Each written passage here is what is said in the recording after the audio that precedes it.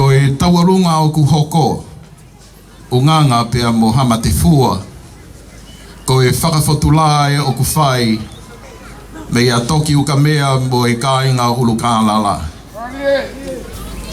Ko e tauarunga e ni ai Palestini, Hola, ki ha mea, Toki Taue, pea o ku oantua ia e ofa, ki e tahine prinsesi, ka ko e talawhikaulahi o Tonga, ki Australia o ku mea me ken pela.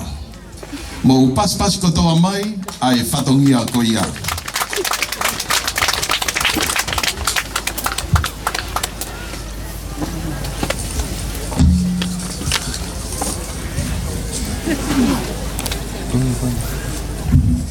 Lalo, fai tai, lalo.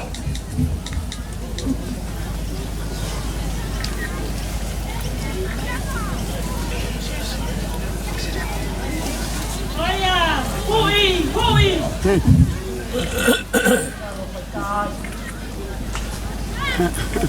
Mo pasi mai, ka kato e whatongia o loa ki, ko ata e mala e, ko rea tu ki kau fia. So fia ko toa pe mei moini. Malo. E mawaulahi, ko e taimi e ni o e whameite, ki he huri koula o ulu kāmara.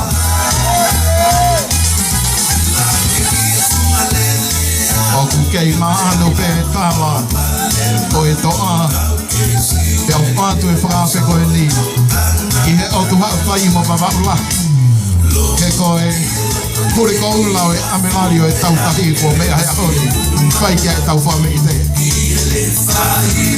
Ai.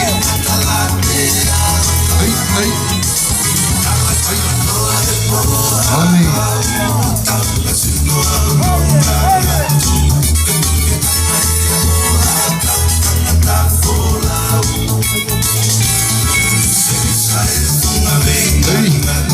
Isa Oni.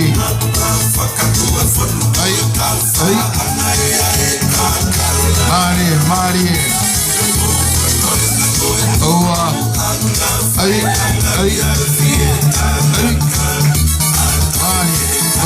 Mari.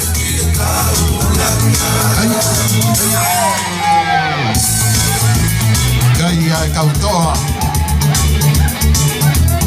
Ai. Ai. Koia. Mari. Ai.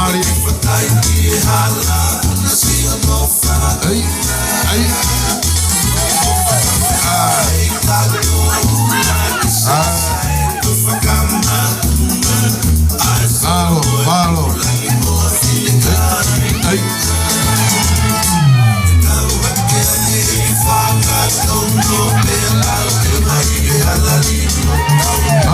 Mari.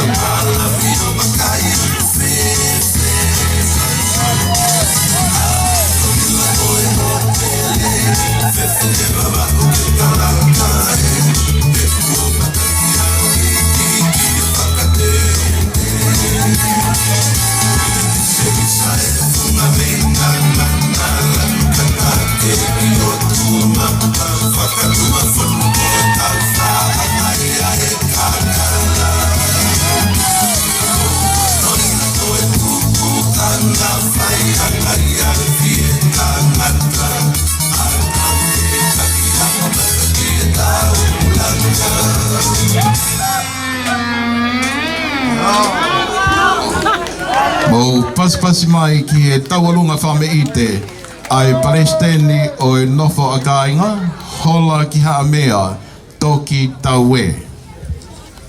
Will be a skit from the Wesleyan Church of Tonga. Siasi weisiriana tauataina o Tonga. E whakahoko atuai ai ki fo i skit, whakalau maari.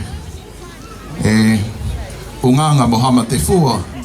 E whakawaha mapa ki pē e tā kātoa ngā ai ngāhi tāpua ki whakaotua. Ko ia o kua whakawhe i ai whakawhetai Whakahoko atuia e Kainga lotu sa o tātā.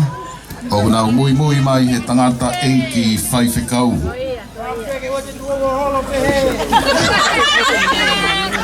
Tangata enki whaiwhekau ko si o ne ale. Pea koe whanau e ni tahine Lātūfuipeka mei he Kainga lotu ko tuku lolo. Koe whahingoa ia e tahine Queen Whehuhu halai walu mata aho. Our next item is a skit, whakawhetai, from the Siasi Weisliana Tauataina o Tonga in Brisbane.